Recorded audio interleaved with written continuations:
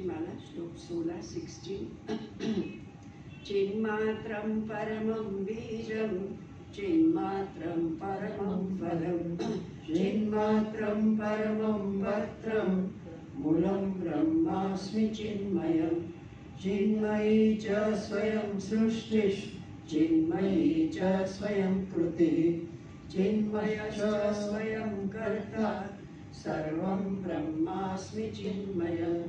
दुग्धे घृतं तिले तैलं पुष्पे गन्धो यथा स्थितः सर्वत्रावस्थितं तद्वत् तद्विद् ब्रह्मास्मि सौरभं।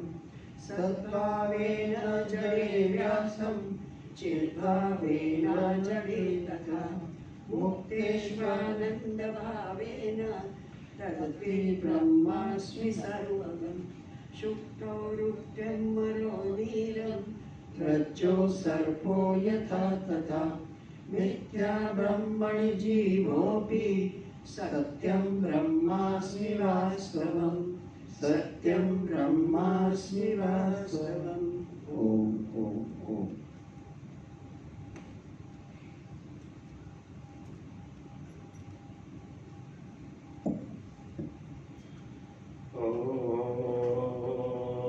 ब्रह्मादिभ्यो ब्रह्म विद्या संप्रदाय कर्तृभ्यो वंश ऋषिभ्यो महद्भ्यो नमो गुरुभ्यः।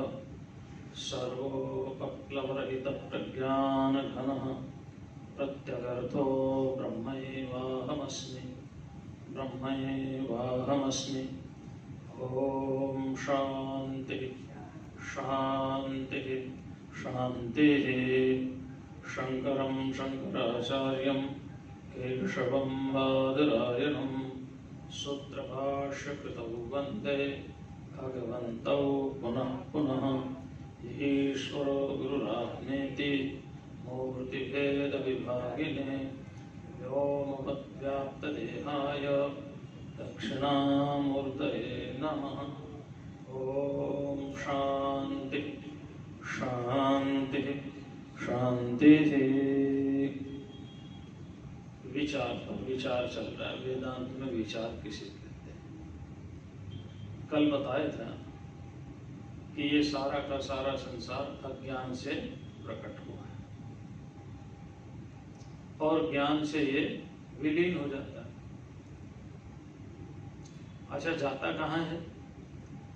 जैसे स्वप्न पुरुष का स्वप्न में दिखाई देने वाले पदार्थ कहाँ जाते हैं?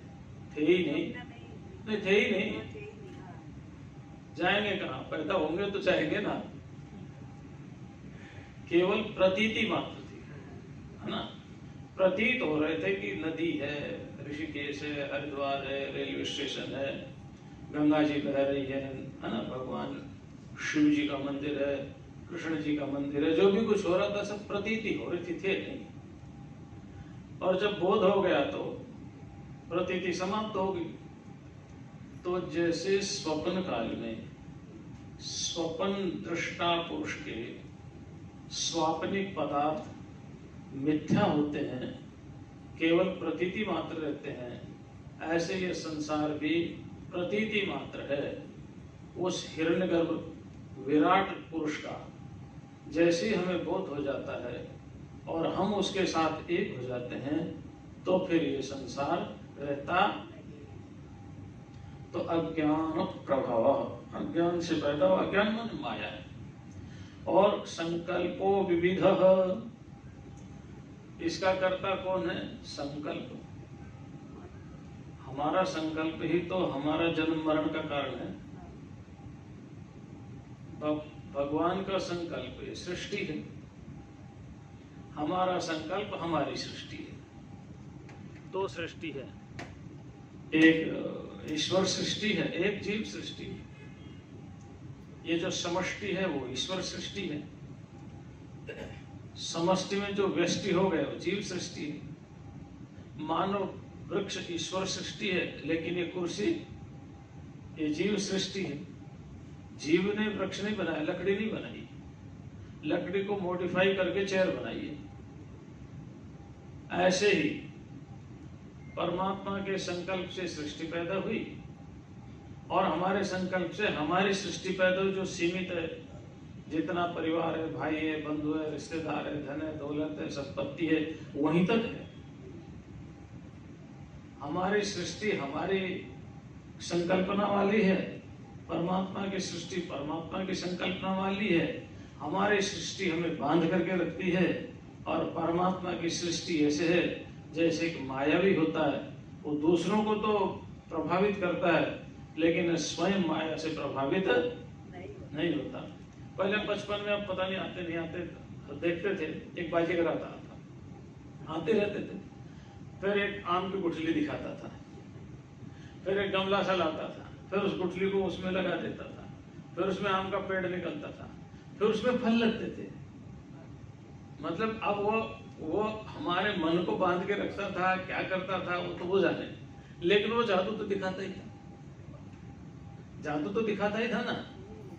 तो वो ये जो जादू दिखाता था, ये जादू हमको तो प्रभावित करते थे, लेकिन जो दिखा रहा है उसको प्रभावित नहीं करता। तो परमात्मा की सृष्टि परमात्मा को प्रभावित नहीं करती, हमारी सृष्टि हमें प्रभावित करती है, क्योंकि परमात्मा पूर्ण ज्ञान है, स्वरूप है, और हम अल्पज्ञ हैं, कम ज्ञान वाले हैं। तो हमारे संकल्प से हमारी सृष्टि पैदा हुई, परमात्मा के संकल्प से परमात्मा की सृष्टि पैदा हुई, लेकिन परमात्मा की सृष्टि में ही हम अपनी सृष्टि की रचना कर रहे हैं, अलग से नहीं बना सकते। ठीक है, क्योंकि उपादान कारण वही है, निमित्त कारण वही है। केवल लकड़ी को मॉडिफाई करके कुर्सी बना सकते हैं, टेबल बना सकते हैं, है ना, हैं? खिड़की दरवाजे बना सकते हैं, लेकिन लकड़ी नहीं बना सकते। ऐसे ही जीव, ये शरीर ये परमात्मा का बनाया हुआ है, बस इस शरीर में मैं बुद्धि कर सकते हैं, ये मेरा है, ये मेरा भाई, ये मेरी बहन, ये मेरी पत्नी, ये मेरे पति, ये मेरी जमीन, ये मेरा खेत, ये मेरा मकान, ये मेरी गाड़ी, ये मेरा घोड़ा। तो इसमें मैं बुद्धि करके अपनी सृष्टि पे फंस सकते हैं बस। ठीक है ना। तो इसलिए इसका कर्ता कौन है? सृष्टि का संकल्प। किसका संकल्प? जीव सृष्टि का जीव का संकल्प, और विश्व सृष्टि का परमात्मा का संकल्प। ये विचार करना चाहिए। एतयोर्यदुपादानम् एकं सूक्ष्मं सदव्ययम् यथैव मृतघटादीनां विचारः सोऽयमिदृशः। और विचार कैसा होना चाहिए? एतयोः माने दोनों का, सृष्टि का और संकल्प का, है ना। उपादान माने मेटीरियल कॉज, उपादान कारण। सत एकमात्र सत है। तीन कारण में, एक निमित्त कारण, एक उपादान कारण और एक साधारण कारण। जैसे एक घड़ा बनाया, घड़े में कुम्हार हो गया निमित्त कारण, मिट्टी होगी उपादान कारण, और कुम्हार की पत्नी है, गदा है, चाक है, जो कुछ भी है सब वो हो गए साधारण कारण, है ना। वो सब साधारण कारण। ऐसे काल है, देश है, ये सब साधारण कारण है। लेकिन माया, अज्ञान, अविद्या, प्रकृति, ये सृष्टि का उपादान कारण है, ईश्वर इसका निमित्त कारण है। लेकिन यहाँ ऐसा है कि जैसे स्वप्न में स्वप्न पुरुष पदार्थों का देखता है, तो वही उसका निमित्त कारण होता है और वही उसका उपादान कारण होता है। परमात्मा जगत को बनाने के लिए अलग से कोई मटेरियल लेकर के नहीं आता कि कोई मैटर होगा, कोई पदार्थ होगा, कोई द्रव्य होगा, कोई प्रकृति होगी, चलो उससे जगत बनाना। नहीं, अपने ही अंदर से, अपने ही शक्ति के द्वारा, अपनी ही माया को प्रकट करके और ये सारा विश्व प्रपंच रचा करके खड़ा हो जाता है। तो इस जो सृष्टि हमें दिखाई दे रही है, ये चूंकि है, भले ही जैसी दिखाई दे रही वैसी ना हो, पर है तो ना तो नहीं कर सकते हैं। सन्नाप्य सन्नाप्य भयात्मिकानो, भिन्नाप्य भिन्नाप्य भयात्मिकानो, सांगाप्य संगाप्य नंगाप्य भयात्मिकानो, महद भूता निर्वचनीय रूपा। ना हम इसको ना कह सकते, ना हाँ कह सकते, ना इसलिए नहीं कह सकते कि हमें दिखाई दे रही है, इसलिए नहीं कह सकते कि जब बोध होता है तो ये रहती नहीं है, जैसी दिखाई दे रही वैसी नहीं रहती, बदलता रहता, परिवर्तन होता रहता है। तो अगर है तो इसका उपादान भी है ही होना चाहिए, यानी सत्य ही होना चाहिए, रियल होना चाहिए। अगर नहीं है तो फिर है ही नहीं, तो उपादान के बारे में क्या सोचना। तो इस जगत का, इस प्रकृति का उपादान कारण कौन है? एतयो हो, इन दोनों का, यानी सृष्टि और संकल्प का। यद उपादानम, जो उपादान है, यानी मैटेरियल कॉज है ना, जिससे, जैसे सोना है, सोने से एक ने अंगूठी बना ली, एक ने हार बना लिया, एक ने कान का कुंडल बना लिया, एक ने कंगन बना लिया, एक ने हाथ का कड़ा बना लिया, ठीक है। अब है सब अलग अलग, लेकिन है मूल में क्या है? सोना है। सोना है तो ये सारे आभूषण हैं, आभूषण नहीं है तो भी सोना है, लेकिन सोना नहीं है तो आभूषण नहीं है। अगर स्वर्ण है तो आभूषण है, स्वर्ण नहीं है तो भी आभूषण नहीं है, और आभूषण नहीं है तो भी स्वर्ण है, सोना है। ऐसे ही सोना ही सत्य है, आभूषण तो नाम और रूप है, मिथ्या है। किसी ने कहा भाई जाओ टेबल के ऊपर सोना रखा है लेकर के आओ, वो ढूंढ के आता, बोले सोना तो नहीं, अंगूठी है वहां पर, या हार है वहां पर, या कंगन है वहां पर, या कड़ा है वहां पर सोने का। तो उसने ऐसा भ्रम हो गया है कि सोने को अंगूठी मान लिया, आकार विशेष से, नाम विशेष से, कंगन मान लिया, कड़ा मान लिया, है वो सोना ही। ऐसे ही ये संसार में सब एकमात्र परमात्मा ही है। परमात्मा ने ही अपनी माया से, अपने अंदर से विविध प्रकार का संसार प्रकट कर दिया। है ये परमात्मा ही, लेकिन हमने इसको जगत मान लिया, क्योंकि दिखाई जो दे रहा है वो विकारवान दिखाई दे रहा है। ये तो ज्ञान हो जाएगा, बोध हो जाएगा, तब पता चलेगा है था ही नहीं कुछ, विकार किसका है ही नहीं। तो कह रहे हैं इसका कोई उपादान कारण सत माने सत होना चाहिए, जिसकी सत्ता हो, एक होना चाहिए। एकम सूक्ष्म सत, अब चार विशेषण दिए उपादान के, मतलब एक का अर्थ है कि वही हो और दूसरा कोई हो ना, बस। सदैव सोम इदम एक एव अग्र, वहां एक शब्द प्रयोग हुआ। हे सोम सबसे पहले अकेला ही था, तो कोई एक ही इसका उपादान कारण होगा, और उपादान कारण बहुत सूक्ष्म होगा। कितना सूक्ष्म होगा?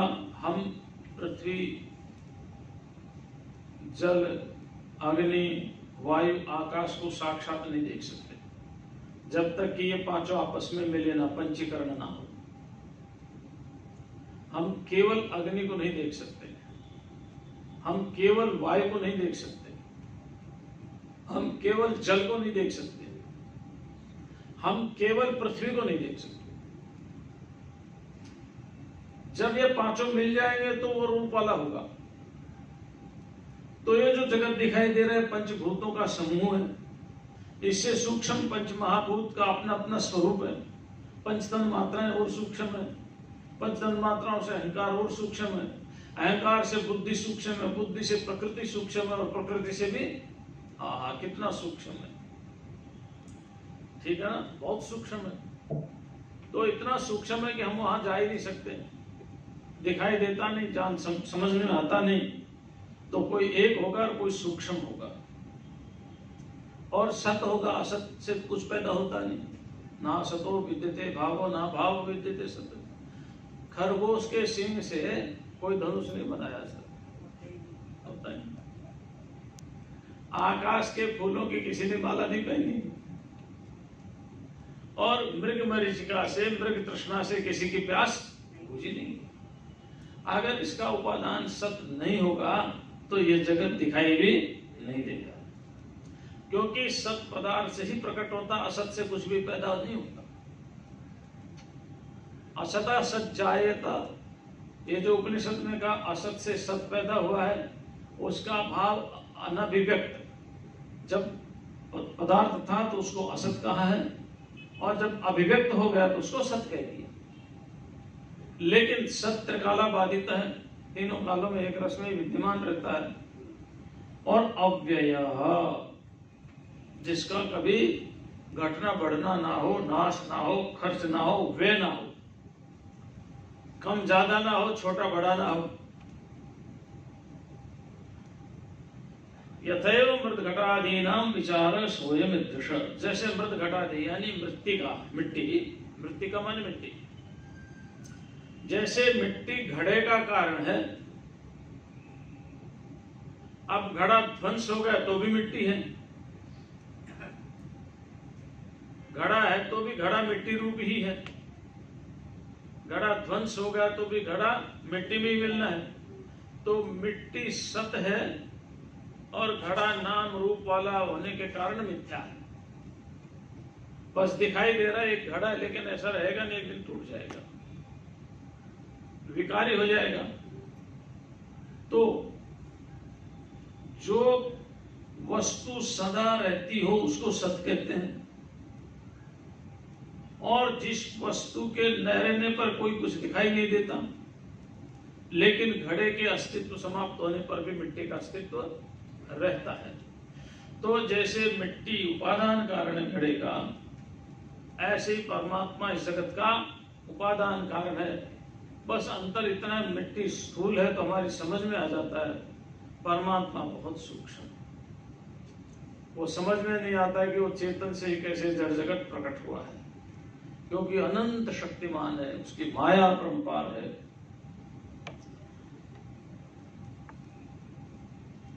अहमेकोपि सूक्ष्मस्य ज्ञाता साक्षी सदव्ययः तदम नात्र संदेहो विचार सोऽयमिदृशः।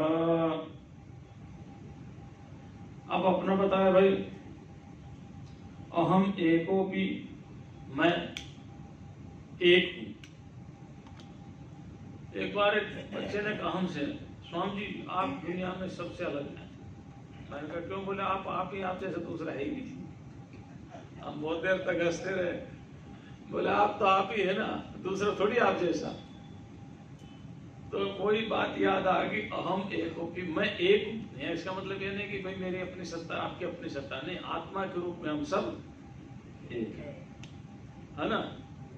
मेरे जैसा तो कोई दूसरा नहीं है, लेकिन इस देह को लेकर के, और मेरा जैसा दूसरा है ही नहीं आत्मा को लेकर के। मैं ही हूं, दूसरा होगा कहां से? तो आत्मा की दृष्टि एक है और शरीर की दृष्टि एक है। अब जब हम वाक्य का प्रयोग करते हैं तो गलत कोई नहीं होता। कभी हम आत्मा को प्रधान मान करके वाक्य का प्रयोग करते हैं, कभी हम देह को प्रधान मान करके वाक्य का प्रयोग करते हैं। बोलने में कोई दिक्कत नहीं है, लेकिन समझने में दिक्कत आ जाएगी। समझ लो, अहम एक अपि, एक होता अभी मैं, और मैं कैसा हूं? सूक्ष्म हूं। इंद्रियाणि परान्याहु इंद्रियेभ्य परम मनः, मनसस्तु परा बुद्धि, बुद्धेः परतस्तु सर्वम्। जो विषय हैं उनसे सूक्ष्म इंद्रियां हैं, इंद्रियों से सूक्ष्म मन है, और मन से सूक्ष्म बुद्धि है, और बुद्धि से भी परे वो आत्मा है।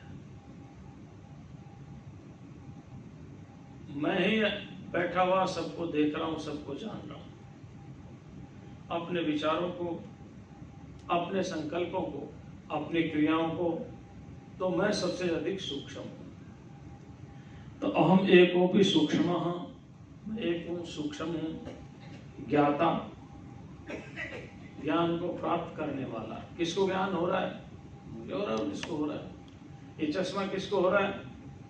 नेत्र को रूप दिख रहा है ना, लेकिन नेत्र कई बार मन अगर दूसरी जगह चला जाए तो चश्मा भले ही रहो तो चश्मा दिखाई नहीं देगा। मन माध्यम है, लेकिन मन को एक्टिवेट कौन कर रहा है? मन को ग्रहण कौन कर रहा है कि मेरा मन है? तो जो मन को भी ग्रहण कर रहा है, बुद्धि को भी ग्रहण कर रहा है, उसको कहा है ज्ञाता। वैसे तो किसी भी पदार्थ को जानने वाला ज्ञाता होता है, चोर चोरी का ज्ञाता होता है, तो व्यापारी अपने पदार्थों का और धन का ज्ञाता होता है, तो महात्मा अपने भगवान के जप तप का ज्ञाता होता है, विद्वान अपने किताबों का ज्ञाता होता है। हम और आप दोनों सत्संग के ज्ञाता है, सत्संग कर रहे, आनंद ले रहे, इससे बढ़िया क्या होगा, है ना। लेकिन ये एक ज्ञाता हुआ ऑब्जेक्ट को लेकर के, और एक ज्ञाता है सब्जेक्ट इटसेल्फ,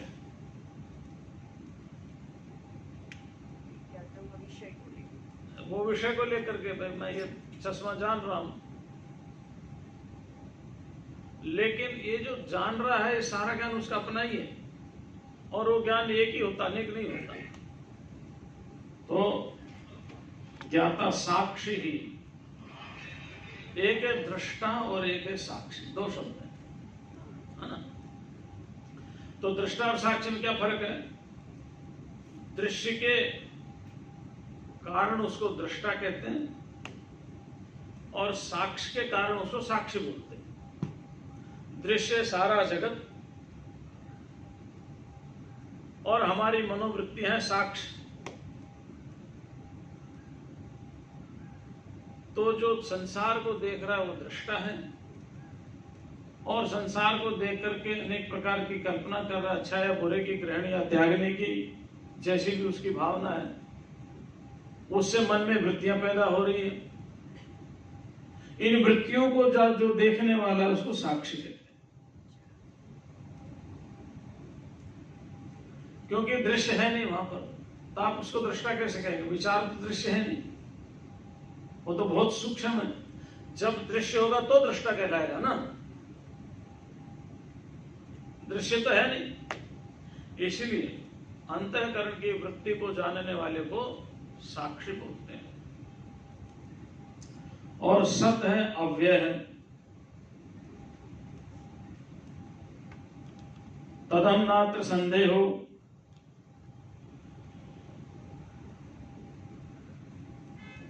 तदहम वह मैं, नात्र संदेह, इसमें कोई संदेह नहीं। मैं क्या हूं? एक हूं, सूक्ष्म हूं, ज्ञाता हूं, साक्षी हूं, सत हूं और अव्यय। तो एक, सूक्ष्म, ज्ञाता, साक्षी, सत, अव्यय, 6 विशेषण हो गए। हाँ? इन 6 विशेषणों से तत् अहम, वह मैं ही हूं। नात्र संदेह, इसमें कोई संदेह नहीं है। विचार स्वयं ईदृशः, इस तरह से विचार इस प्रकार का होता है। तो ये विचार की प्रक्रिया शैली है, ये वेदांत के विचार की शैली है ना। विज्ञान के विचार की शैली अलग है, योग के विचार की शैली अलग है, सांख्य के विचार की शैली अलग है। हर एक के अपने अपने विचार की शैली अलग अलग है। यहां जो है ये वेदांत है। वेदांत में विचार की शैली क्या है? केवल ज्ञाता को देखना है, उसका अन्वेषण करना है, या ज्ञान स्वरूप जीव का अन्वेषण करना है। तो मैं नहीं हूं, ये विचार है, इस तरह का विचार इस प्रकार का होता है। अब देखो व्याख्याएं तो बहुत हो सकती हैं। फिर आत्मा अनात्म विवेक, आत्मा और अनात्मा का विवेक। आत्मा विनिष्कलो हेको देहो बहुविरावृतः तयोरैक्यं प्रपश्यन्ति किमज्ञान मतः परम। अब देह और देही के बारे में बात कर रहे हैं। भगवान कृष्ण ने दूसरे अध्याय में शरीर और शरीरी, देह और देही बात कही है ना, क्योंकि सबसे पहले व्यक्ति शरीर को देखता है, वो देह को देखता है, देह को जानता है। इसलिए कहा कि एक देह है, एक देही है, एक धन है, एक धनी है। समझ गया ना? तो जो धन है वो धनी नहीं है, जो धनी है वो धन नहीं है। धन जिसका है उसको धनी बोलते हैं। देह आत्मा नहीं, आत्मा देह नहीं है। देह जिसका है उसको देही बोलते हैं। तो देही माने आत्मा।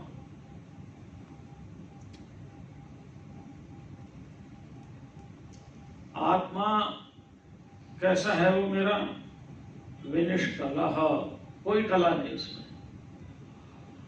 कलाएं सारी अविद्या में, माया में है, बंधन में है। कलाएं क्या, घटना बढ़ना भी कला है, खाना पीना भी कला है, कमाना भी कला है ना। जितनी क्रियाएं हो सब कला में हो, चाहे कैसी भी क्रिया हो। मैं माला फेर रहा हूं, माला फेरना एक क्रिया है, ये भी कला है, क्योंकि फेरना बंद भी हो जाएगा, फिर चालू हो जाएगा, फिर बंद हो जाएगा, और फेरते फेरते कैसे नींद आई तो माथा माइक पे बजेगा, फिर श्रोता कहेंगे महाराज कथा सुना रहे हैं, सो रहे हैं, ऐसे बजेगा।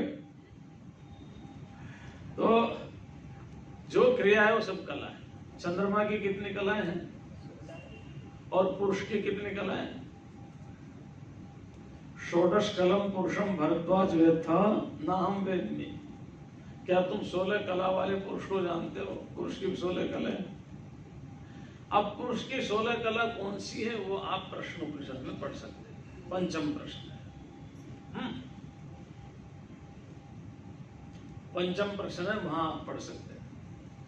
चंद्रमा की 16 कौन सी कलाएं हैं? चतुर्दशी तक तो है ही, एक पूर्णिमा और एक अमावस्या। चंद्रमा में कोई कला नहीं, चंद्रमा की कला है। मेरे अंदर कोई कला नहीं, मेरी कलाएं हैं। देह है तो ये कलाएं दिखाई दे रही, देह नहीं तो दिखाई नहीं देगी। तो विनिष्कला अच्छी प्रकार से जिसमें कलाएं निकल गई, क्रिया खत्म, क्रिया नहीं है हमारे अंदर। क्रिया माया में, अविद्या में, जब तक देह तब तक क्रिया है, देह नहीं तो क्रिया भी नहीं। आत्मा विनिष्कलो हेको एक। देखिए उन्हीं बातों को भगवान बार बार कह रहे हैं ताकि हमारा मन सुदृढ़ हो जाए। यानी एक आत्मा क्या है? एक। हम बहुत आत्मा ना माने, नहीं तो गड़बड़ हो जाएगा। देह बहुत है, जीव बहुत है, चिदाभास बहुत है ना, अनेक, अनंत नहीं अनेक। चिदाभास अनेक है, लेकिन चित्त माने चैतन्य एक ही है। आभास अनेक है, उसमें जो आभास में चैतन्य हो रहा है वो एक ही है।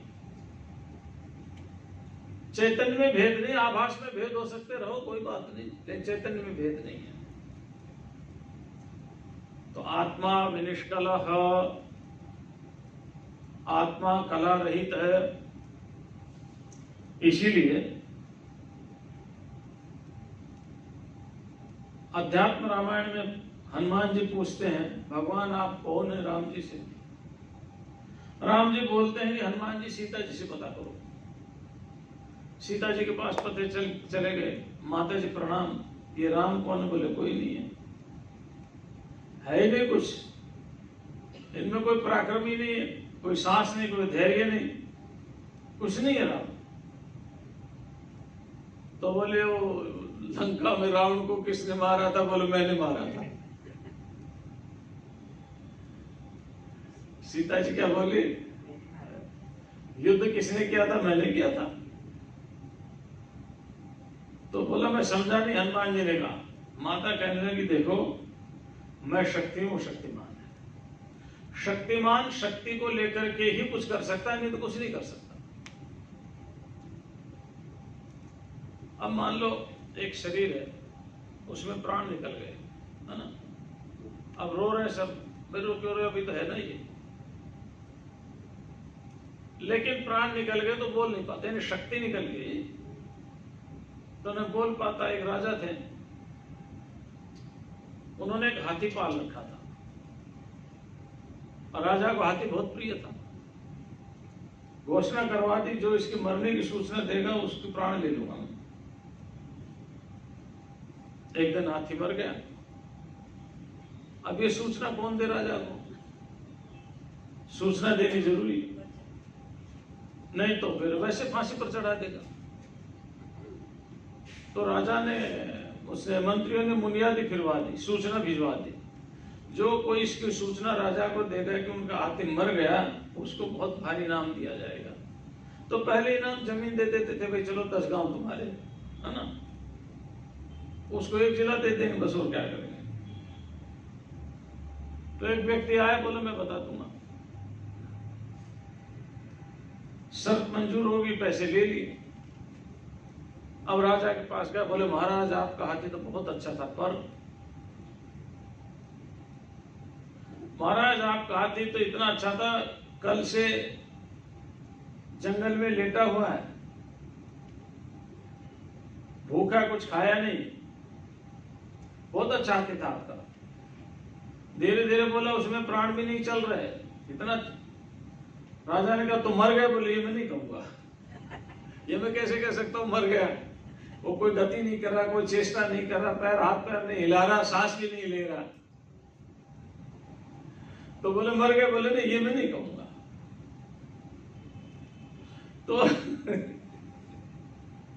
तो बात यह है कि ये कलाएं जो है ना,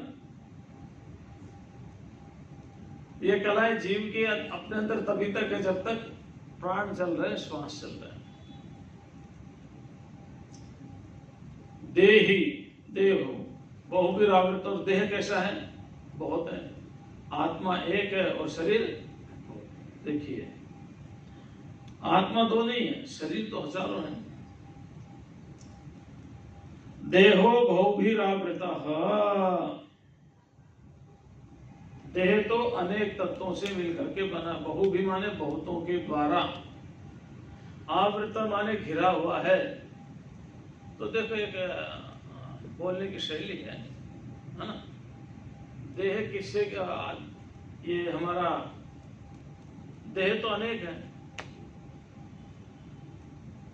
और ये देह जो है ना, आत्मा देह में फंसा हुआ है, पहले अन्नमय कोश है, फिर प्राण में है, फिर मनो में है, विज्ञान में है और आनंद में है।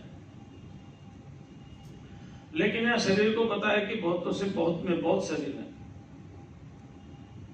कितने शरीर है काउंट नहीं कर सकते। जो पसंद आए उस शरीर में जाकर के बैठ जाओ, उस तरह के कर्म करके। जीवन का उद्धार करना है तो सत्कर्म करो, मनुष्य शरीर मिल जाएगा। आगे अपना जब तब ध्यान करते करते परमात्मा की शरण में जाओ, और एक दिन आत्मा का भी ज्ञान हो जाएगा और परमात्मा का भी ज्ञान हो जाएगा, दोनों का ज्ञान हो जाएगा। तयोः ऐक्यम प्रपश्यन्ति किमज्ञानमतः परम। और आश्चर्य की दोनों अलग अलग होते हुए भी इन दोनों की एकता का अनुभव करते हैं, इससे बड़ा आश्चर्य और क्या होगा। यानी देह और देही को एक ही मान करके चल रहे हैं, शरीर और शरीरी को एक ही मान करके चलने से बड़ा ज्ञान और क्या होगा भाई दुनिया में। जो है नहीं वो हो रहा है। आत्मा अविनाशी, उसको नाशवान मान लिया।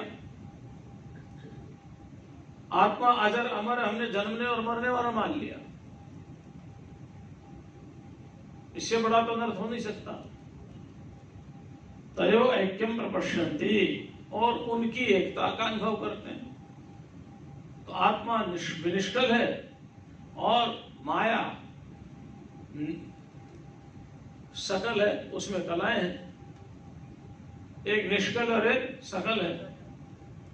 लेकिन सकल माया को कुछ ऐसा मोह डाल दिया परमात्मा ने कि वो उसको ही अपना स्वरूप मान करके बैठ गए, और जड़ और चेतन के गांठ मिल गई। जड़ चेतन ग्रंथि परिगी, जदपि मृषा छूटत अति कठिनाई। गांठ पड़ गई, जड़ चेतन की गांठ, टाई नोट हो गई। तो गांठ बड़ी सूक्ष्म है, वैसे दिखाई देते तो खोल देते। कबीरदास का भजन है ना, अरे मन तो है कि कहीं विधि में समझाऊं, है ना। हाथी हो तो अंकुश मार के समझा दो, सांप हो तो मंत्र बोल करके समझा दो, भाई चलो सर्प का मंत्र बोल दो, काटेगा नहीं, या विष उतर जाएगा, या चल करके मेरे पास आ जाएगा। घोड़ा हो तो चाबुक मार के तुझे काबू में कर लूं। अनेक वहां पर विकल्प दिए भजन में।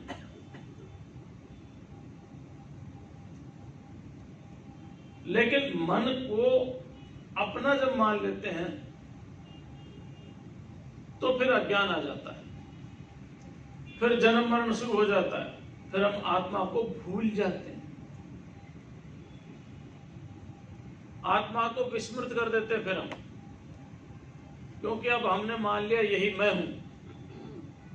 तयोः ऐक्यम, उनकी एकता का अनुभव होता है। इससे बड़ा और अज्ञान क्या होगा?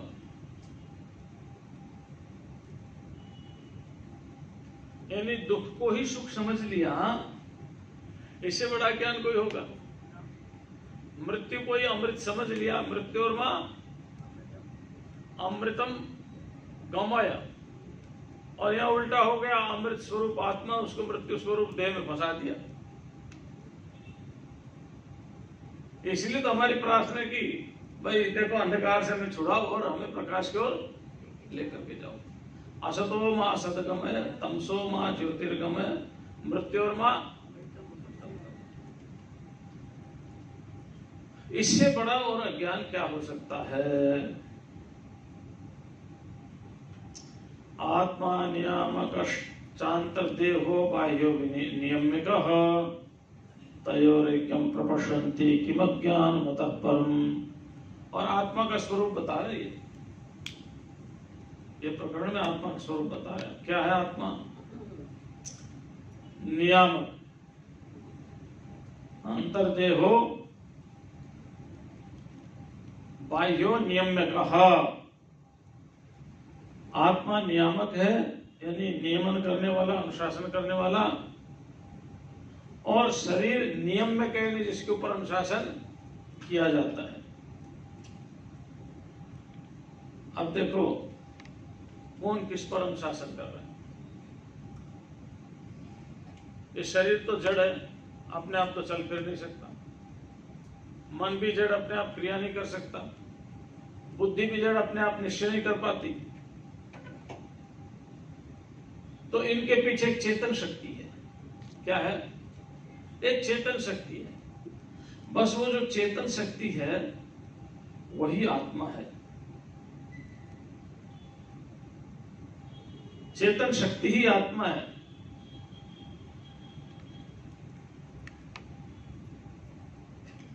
जो सबका नियमन करती है।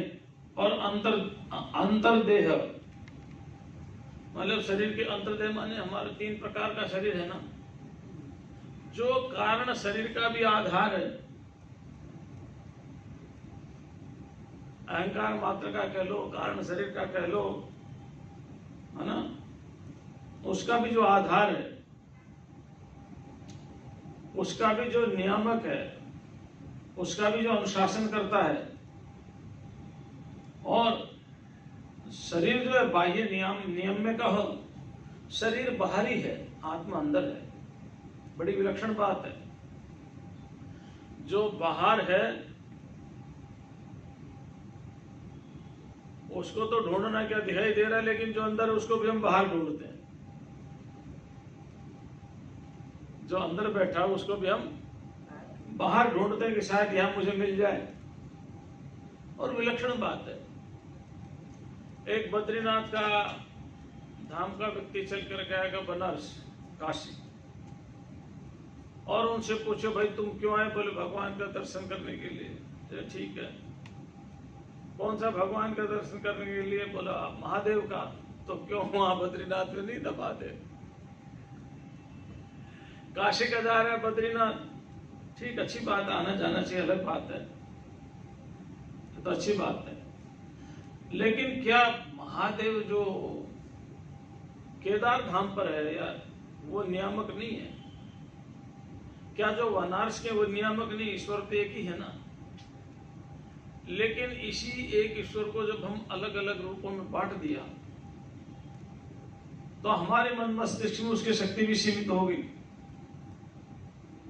और बस उससे अब यही प्रार्थना कर रहे हैं, छोटी छोटी क्षुद्र प्रार्थनाएं।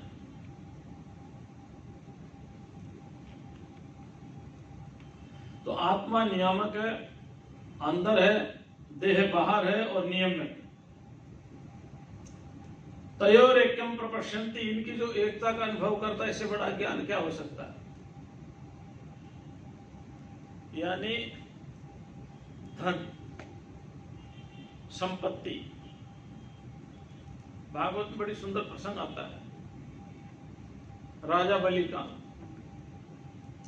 जब दोपहर में सब कुछ दान कर दिया तो भगवान ने कहा तू तो बड़ा झूठ बोलता है, तीसरा पैर बताओ कहां रखो। तो प्रहलाद ने बहुत सुंदर बात की, भगवान आपने मेरी संपत्ति को नापा ना दी। जिसकी ये संपत्ति वो तभी है, भले उस समय देह दृष्टि से ही कहा हो, लेकिन इसका अर्थ है सूक्ष्म में अवस्था में वो ऊंचाई पर पहुंच गए साधना के द्वारा। तो अभी तो है।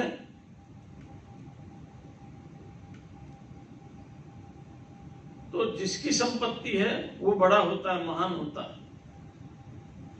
जो नियमन करने वाला है वो महान होता है, और जो नियामक होता है वो, उनकी जो एकता देख रहा है, भला इससे बड़ा और अज्ञान क्या हो सकता है। एक और श्लोक कर लेते हैं।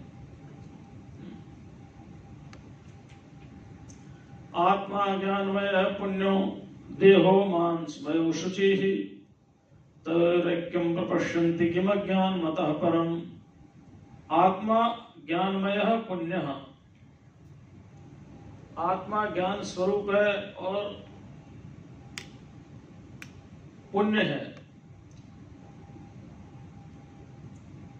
देह मांस का लोथड़ा और कुछ भी नहीं है और अपवित्र है। देखो, एक है पवित्र और एक है अपवित्र। कूड़े का ढेर यहां पर वो अपवित्र है। सूर्य की रोशनी पवित्र है, लेकिन सूर्य की रोशनी कूड़े पर गिर करके भी अपवित्र नहीं होती। इसलिए देह जब अज्ञान की निवृत्ति हो जाएगी और ये जीव ब्रह्म स्वरूप हो जाएगा, तो फिर वो जो अपवित्रता है वो भी खत्म हो जाएगी। आत्मा ज्ञानमय पुण्य देहो मांसमयो शुचि। ज्ञान स्वरूप आत्मा है। आत्मा क्या है? ज्ञान स्वरूप, ज्ञानमय। क्योंकि सारा ज्ञान तो आत्मा को ही हो रहा है ना। और पुण्य संसार पाप आत्मा पुण्य। पाप का मतलब ये मत समझना जिस ढंग से मैं पाप शब्द का प्रयोग करूं उसके इतना ही अर्थ है कि दुख रूप, समझ रहे ना, दुख रूप। और आत्मा पुण्य, आत्मा पुण्य है। पुण्य माने सत्कर्म। लेकिन आत्मा में कर्म होते नहीं, इसलिए पाप पुण्य भी नहीं होते। तो इसलिए पुण्य का अर्थ यहां पवित्र लेना पड़ेगा। क्या लेना पड़ेगा? आत्मा ज्ञानमय पुण्य, आत्मा ज्ञान स्वरूप और पवित्र है। देहो मांसमयो शुचि ही, देह मांसमय और पवित्र है। देखो भगवान शंकराचार्य की विशेषता कैसे आत्मा को और देह को अलग कर दिया। इस शरीर में जो बंधा हुआ चेतन है वो मांस नहीं है। मांस माने शरीर, देह, सूक्ष्म स्थूल देह। यहां मांस किसका अपलक्षण है? स्थूल देह का। लेकिन जो सूक्ष्म है, आत्मा है, वो इससे एकदम भिन्न है। तयोरेकं प्रपश्यन्ति किम अज्ञान मतः परम। फिर भी हम उन दोनों की एकता का अनुभव करते हैं। मैं शरीर हूं, ये मेरा अनुभव होता है। मैं शरीर से भिन्न हूं, ये कितनी बार अनुभव होता है? ईमानदारी से बताना जरा। वहां तो ये है कि वो हमारे एक महात्मा थे पंजाब के। तो पंजाब में पहले सत्संग होते थे तो खुले मैदान में होते थे। एसी उसी का इतना प्रचलन था नहीं, एसी हॉल का इतना प्रचलन नहीं था। हमारे एक मित्र हैं, वो तो एसी हॉल में कथा करते हैं, राजाधिराज है वो। लेकिन उन्होंने भी कभी कथा शुरू की होगी तो मैदानों में ही की होगी, क्योंकि उस समय ऐसा ही था सबके साथ। आज सभी एसी में ही करते हैं। तो जब लोग आते थे और कथा सुन के जाते थे, से पीछे से कपड़ा झाड़ते थे तो कहते थे देखो सत्संग तुम सुनो, कथा तुम सुनो, लेकिन पल्ला झाड़ के मत जाना, यानी यहाँ की बातें ही छोड़ करके मत जाना, अपने साथ भी लेकर के जाना। तो ये जो विचार है यहाँ पर,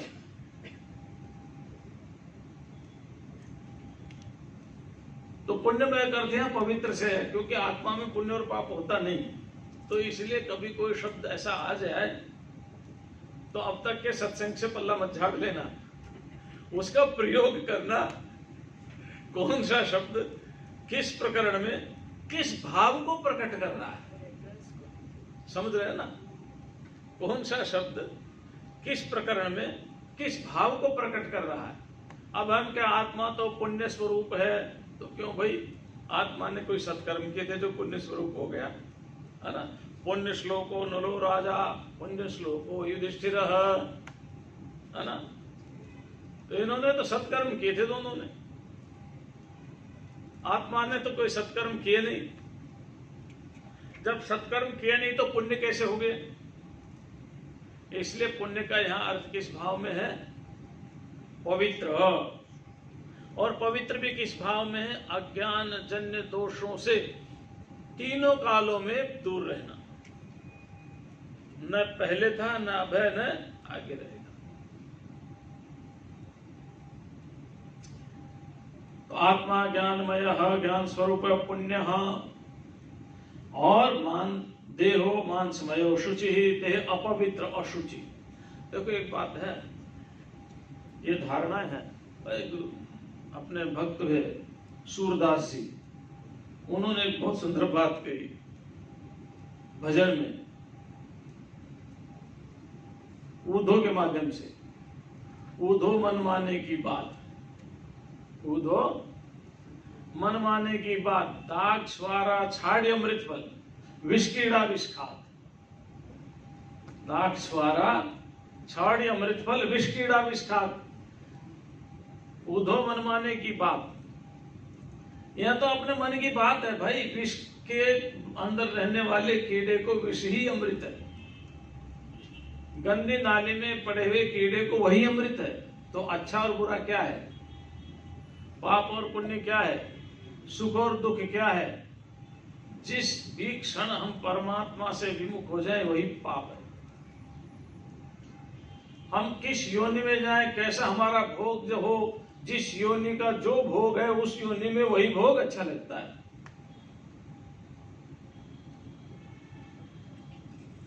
इसलिए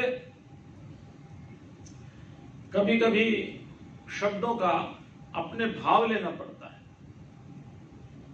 तो पवित्र माने अज्ञान और अज्ञान के कार्यों से कभी संबंध जिसका रहा ही ना हो, कभी ना रहा हो। अब है संबंध तो नहीं है, मान लिया। मान लेने से संबंध होता नहीं है। सूर्य की रोशनी गुलाब के फूल पर पड़ रही है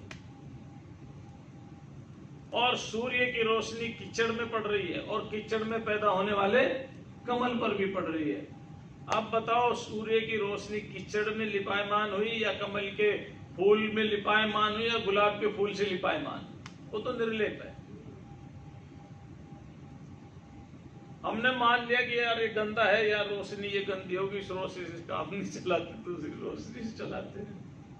अच्छा, बड़ा विलक्षण है। आजकल तो पवित्रता क्या होगी देखो, बताइए। सब घरों में पानी एक ही जगह से आता है ना। शौचालय में भी वही पानी है और रसोई में भी वही पानी है। तो कौन सा पानी पवित्र हो गया और कौन सा पवित्र हो गया? शौचालय के नल में जो पानी आ रहा है वो अपवित्र है, रसोई के नल में जो पानी आ रहा है वो, दोनों आ कहां से रहे हैं? एक ही तो पाइप आया है ना घर के अंदर, बाद में तो डिवाइड हुआ है। डिवाइड तो बाद में हुआ ना। तो हमने मान लिया कि एक पवित्र है एक अपवित्र है। ऐसे हमने मान लिया कि मैं स्नान करूंगा तो पवित्र हो जाऊंगा, स्नान नहीं करूंगा तो अपवित्र हो जाऊंगा। अरे भाई तुम तो पवित्र हो ही हो, अपवित्रता तो है ही नहीं, क्योंकि निरवयव हो। क्यों? क्योंकि निरवयव हो। जो सावयव होता है उसमें शुद्धि अशुद्धि का विचार होता है, निरवयव में शुद्धि अशुद्धि का विचार नहीं होता, निरवयव हो। तो शेष चर्चा कल करेंगे, आज इतना ही। ओम शांति शांति शांति। पूज्य महाराज जी के शिष्यानंदन आज जयसुद सप्तमी सोमवार दिनांक 2 जून स्वामी श्री प्रेमपुरी आश्रम दया गीता चित्रमाला के अंतर्गत परम पूज्य स्वामी श्री मुक्तानंद जी महाराज द्वारा श्रीमद् भगवद गीता